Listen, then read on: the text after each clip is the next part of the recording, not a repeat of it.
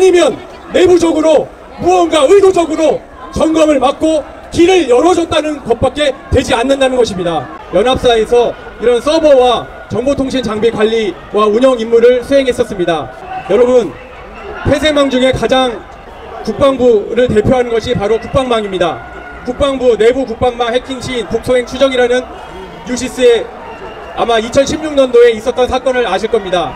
사실 선관위의 폐쇄망보다 군의 폐쇄망이 훨씬 더 강력합니다. 왜냐하면 저희들은 통신 선로 내에서도 해킹이 이루어질 수가 있기 때문에 통신선로 말단에도 다 보안 장비를 걸어서 완벽한 폐쇄망을 구축합니다. 하지만 폐쇄망이라고 해서 해킹이 안 되는 것이 아닙니다. 그 증거가 바로 강력한 폐쇄망이 국방망이 뚫린 사건입니다. 왜냐하면 완벽한 폐쇄망은 없기 때문입니다. 또 추가적으로 국군 방첩사령부에서 낸 보도자료에 보면 지난 2022년 4월 북한 해커로 추정되는 자에게 포섭되어 금전을 대가로 군 전장망 KGX 해킹 시도를 조력하고 작전계획 등 군사기밀을 유출한 현역 대의를 검거한 바 있으며 라는 내용이 있습니다. 여러분, 국방망보다 한 단계 더 강력한 폐쇄망이 KGX라는 군 전장망입니다. 이것도 내부의 조력자에 의해서 군대의 기밀이 유출되었습니다. 그런데 어떻게 선관위는 폐쇄망이라 안전하다는 말을 할 수가 있겠습니까? 정보 보안을 한 사람은 절대 어떠한 시스템도 안전하다라는 말을 하지 못합니다. 왜냐하면 해킹 기술은 계속 발전하고 있고 해킹 능력은 계속 발전하고 있기 때문입니다. 그것을 막기 위한 끊임없는 노력이 있을 뿐이지 완벽하다, 문제없다라는 말은 그것은 거짓이고 정보 보안을 조금이라도 한 사람은 알 수 있습니다. 그래서 제가 그럼 정말 선관위가 운영하는 선거관리 시스템은 완벽한 폐쇄망인가를 확인하기 위해서 그 나라장터에 들어가서 그들이 올렸던 제22대 국회의원 선거 정보 시스템 운영 지원 사업 제안 요청서라는 것을 보았습니다. 이 내용에 보면 시스템이 선관위의 시스템이 굉장히 다양합니다. 선거 관리 시스템, 통합 명부 시스템, 선거 통계 시스템, 선거 통계 모바일 서비스, 투표소 찾기 서비스, 제외 선거 관리 시스템, 연구 명부 시스템, 업무용 관리 시스템 등이 있습니다. 여기 보면 좀 중요한 것이 선거 관리 시스템입니다. 선거 관리 시스템은 후보자 등록부터 신고, 신청, 투표 안내문 출력, 투표 관리, 보고 관리, 또 투개표 관리까지 이 선거 관리 시스템으로 이루어집니다.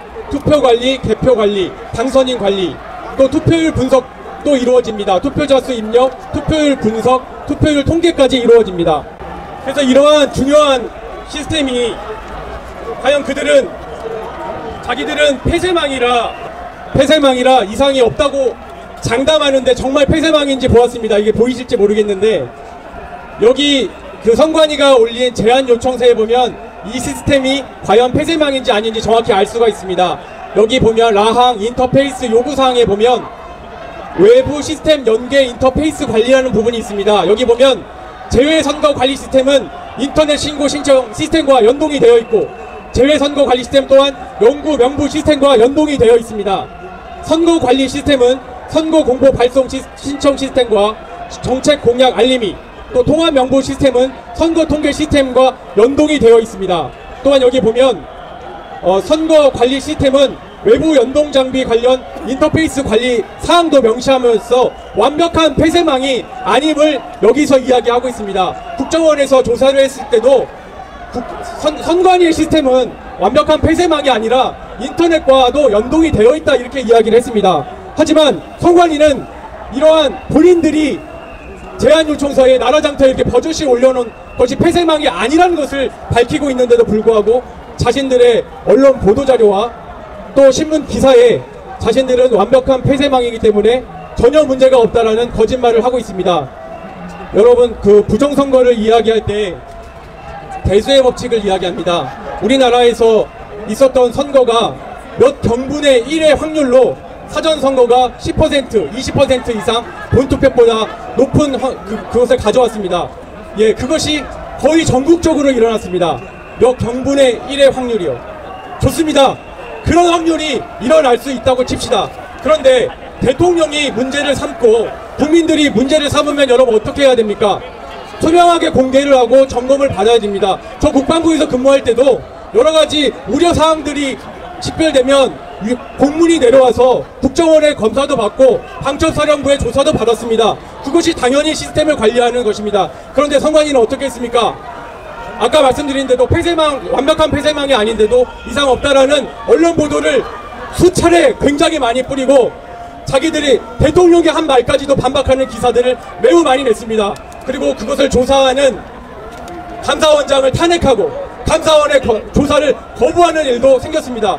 제가 여기서 이 시스템을 관리해본 사람으로서 이것은 무언가 조직적인 정말 감추고 싶은 것이 있구나 하는 마음이 들었습니다. 여러분, 선관위 시스템 비밀번호가 1, 2, 3, 4, 5라고 합니다. 그러면서 선관위의 해명자를 보면 한 군데가 그랬고 이상 없이 조치했다라고 합니다. 정말 깜짝 놀랐습니다. 이 정부에서 개인 PC도 8자리 이상 비밀번호를 관리해야 되고 그것조차 한 달에 한 번씩 바꿔야 됩니다. 저도 서버를 관리해 봤는데 서버의 패스워드는 12자리 이상, 그것도 난수를 적용해서 3급 비밀로 서버의 비밀번호를 관리합니다. 이것이 정상적인 정부 서버 관리 지침입니다. 1, 2, 3, 4, 5로 한 것이 아무것도 아닌 양 한 군데서 그런 일이 있었고 문제없이 조치했다라고 이야기합니다.